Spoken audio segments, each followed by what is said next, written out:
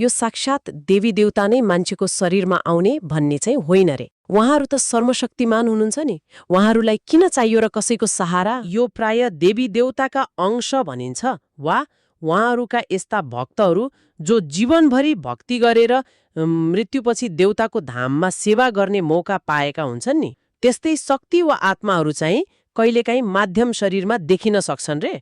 तर यहाँ अर्को कुरा के बुझ्नुपर्छ भने योगिनी जस्ता एकदमै उच्च कोटिका शक्तिहरू यसरी आउनुहुन्न। उहाँहरू त आफै देवी सरह हुनुभयो। धेरै जसो त तीर्थस्थलहरूमा जहाँ मान्छे अलि दुखी हुन्छ, भावनात्मक रूपमा कमजोर हुन्छ होइन, त्यस्तो बेलामा प्रार्थना गर्दाखेरि उसको आफ्नै इष्ट देवताको सेवा गर्ने कुनै शक्तिले, त्यो पनि देवताकै आज्ञाले होला, त्यो व्यक्तिसँग केही सम्बन्ध महसुस गरेर उसको दुःख हटाउन मद्दत गर्न आउन सक्छ। सुरुमा त सपनामा देखिने वा बोलीमा केही अनौठो सङ्केतहरू आउने हुन सक्छ। यदि मान्छेले त्यसैलाई बारम्बार सोच्ने, मनमा नै बोलाउने अथवा मुखले नै निम्तो दिने गर्यो भने त्यो शक्तिले शरीरमा ठाउँ बनाउन सक्छ। तर यसरी निम्तो दिनु चाहिँ राम्रो मानिँदैन, जोखिम हुन्छ। सबैभन्दा पहिलो र ठूलो जोखिम त गुरु बिना यस्तो शक्तिसँग सम्पर्क गर्नु नै हो। एकदमै खतरनाक हुन सक्छ। अर्को कुरा, त्यो सवारीमा आउने शक्तिमा कहिलेकाहीँ अहङ्कार बढ्न सक्छ रे, अनि उसले मुख्य देवताको पूजा भन्दा मेरै पूजा गर भनेर खोज्न थाल्छ। अनि व्यक्ति आफैले आफ्नो आचरण जस्तो खानपिन, व्यवहार, विचार होइन, त्यो शुद्ध राखेन भने नि सुरुमा राम्रै भएर आएको शक्ति पनि पछि नकारात्मक मतलब मलिन हुन सक्छ रे। मलिन भनेको दूषित वा कमजोर।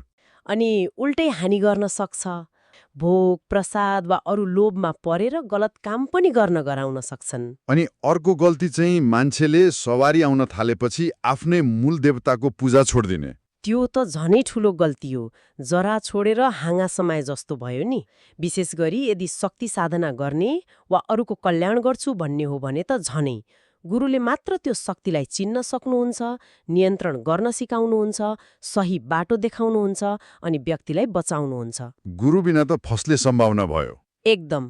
गुरु बिना शक्तिले जे माग्यो त्यही दिँदै गयो वा अरूको समस्या समाधान गर्न खोज्यो भने नराम्रोसँग फस्न सकिन्छ। तर खेइहदा कुरा के थियो भने जानकारीमा यदि भौतिक इच्छा मतलब सवारी वा सिद्धि त्यस्तो केही चाहना छैन भने चाहिँ गुरु बिना पनि भक्ति गर्न सकिन्छ भनिएको छ नि। यदि कसैलाई खालि आफ्नो इष्ट देवताको भक्ति मात्र गर्नु छ, अरू कुनै शक्ति देखाउने वा पाउने लोभ छैन भने त्यसमा गुरुको प्रत्यक्ष निगरानी नचाहिन सक्छ।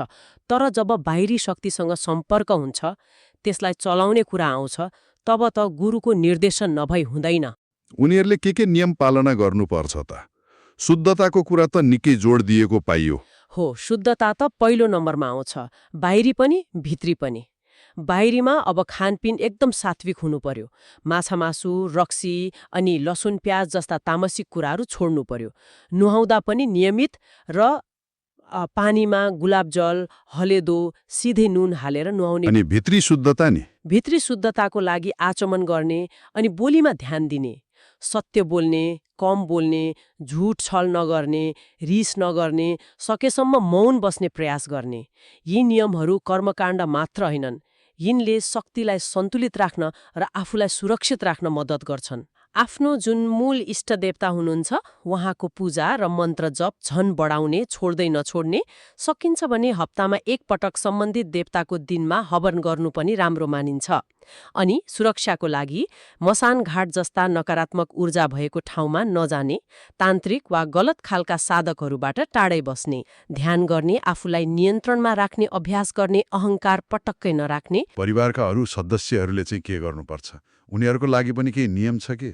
छ नि, जस्तो सवारी आएको बेलामा त्यो व्यक्तिको खुट्टा छुनु हुँदैन रे, अनि कुनै किसिमको मजाक उडाउने वा अपमान गर्ने व्यवहार गर्नु भएन, र बेला बेलामा जस्तो महिनामा एकचोटि सम्बन्धित शक्तिपीठ वा धाममा दर्शन गर्न जाने। यसले शक्तिलाई नियन्त्रणमा राख्न सहयोग गर्छ। आफ्नो जुन मूल इष्ट देवता हुनुहुन्छ उहाँकै भक्तिमा लाग्नु, मतलब रुखको जरामा पानी हाल्नु चाहिँ सबैभन्दा उत्तम र सुरक्षित बाटो हो। जब मूल देवता नै प्रसन्न हुनुहुन्छ तब चाहिने कुराहरू आफै मिल्दै जान्छ भन्ने मान्यता छ। अनि अर्को एकदम महत्त्वपूर्ण कुरा के याद राख्नुपर्छ भने भगवानले कहिल्यै केही माग्नुहुन्न, उहाँ त दिनुहुन्छ।